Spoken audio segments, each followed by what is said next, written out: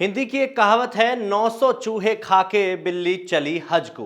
कुछ ऐसी ही परिस्थितियां बीजेपी की भी बन रही है। नमस्कार, मेरा नाम है राज शर्मा और आप देख रहे हैं एसकेएल न्यूज, जहां बात होगी भारतीय जनता पार्टी के यूपी एक्टिवेशन प्लान की। आइए देखते हैं हमारी स्पेशल स्टोरी में आखिर कौन सी रणनीति से यूपी चुनाव में बड़ी पारी खेलने की तैयारी में है बीजेपी। हिंदुस्तान के एक बहुत बड़े हिस्से में पिछले 7 सालों से एक छत्र राज करने वाली बीजेपी पर धीरे धीरे संकट के बादल गहराने लगे हैं और बीजेपी वक्त की बदलती तस्वीर को भी बड़े अच्छे से समझ रही है। पश्चिम बंगाल में बड़े चुनाव प्रचारों के होने के बावजूद जैसा सपना बीजेपी का था वो पूरा नहीं हुआ। आज पूरा हिंदुस्तान महंगाई, बेरोजगारी, किसान आंदोलन, स्वास्थ्य और विकास के मुद्दों पर विपक्ष की भूमिका निभा रहा है। इस बात की भनक होने के साथ ही बीजेपी के लिए अब सबसे बड़ी चुनौती है यूपी चुनाव, जहां कैसे भी करके बीजेपी अपनी बादशाहत बरकरार रखना चाहेगी। इसी के लिए अब 16 अगस्त से 25 अगस्त तक लगातार बैठकों का दौर चलेगा। लंबे समय से चल रहे किसान आंदोलन को केंद्र सरकार लगातार अनदेखा कर रही थी और अब किसान आंदोलन के राजनीतिक प्रभाव का आकलन भी बीजेपी को करना पड़ रहा है।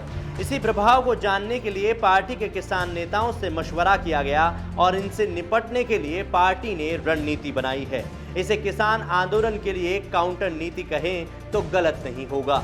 भाजपा किसान मोर्चा के प्रदेश महामंत्री रामबाबू द्विवेदी ने बताया कि अब 16 से 25 अगस्त तक हम गांवों में किसानों के साथ खाट और चबूतरों पर बैठक करेंगे। बड़ी चौपाल की जगह छोटी छोटी चौपालें लगाई जाएंगी। किसानों की समस्याओं को सुनकर उन्हें योगी सरकार तक पहुंचाया जाएगा ताकि उनका समाधान निकल सके। कहीं न कहीं भाजपा अब किसान चौपालों के जरिए किसान आंदोलन के असर को टटोलने की भी कोशिश करने में रहेगी ताकि इस असर को बेअसर करने की रणनीति बनाई जा सके। किसान आंदोलन का मुख्य चेहरा बने राकेश टिकैत का असर पश्चिमी यूपी में बड़े व्यापक रूप से है।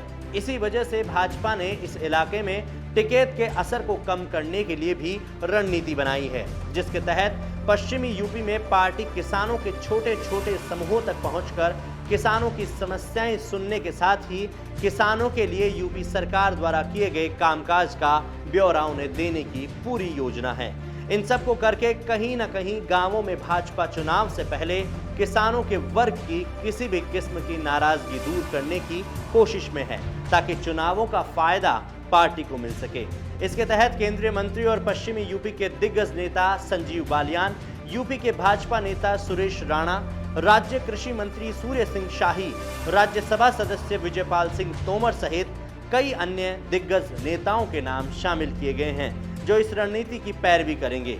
हालांकि भाजपा के केंद्रीय नेतृत्व ने साफ कह दिया कि किसानों के बीच भाजपा की सकारात्मक छवि बनाने का जिम्मा इन्हीं नेताओं का होगा। भाजपा जानती है कि किसान आंदोलन का चेहरा बने राकेश टिकैत का असर पूरे यूपी में हो या ना हो, पर पश्चिमी यूपी के कुछ हिस्सों में टिकैत का आंदोलन भारी चोट पहुंचा सकता है। इसीलिए भाजपा जोखिम लेने के मूड में बिल्कुल नहीं है। लिहाजा पश्चिमी यूपी में पार्टी को ज्यादा जोर लगाने की भी जरूरत है।